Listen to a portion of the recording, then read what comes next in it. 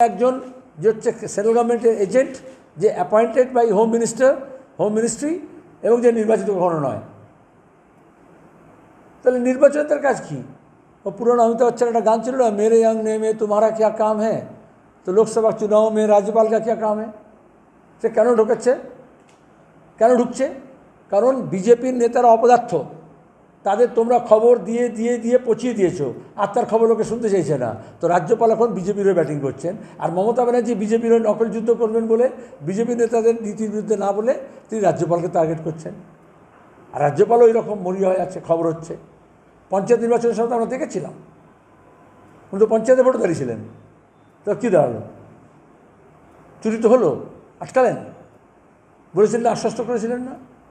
তাহলে ভোট আসলেই বিজেপি তাকে সিকিউরিটি হিসেবে দাঁড় করায়, আর মমতা ব্যানার্জি যেহেতু বিজেপিকে আক্রমণ করবেন না, তো ওই কাকতারুয়াকে দেখে তিনি তীর চালাচ্ছেন।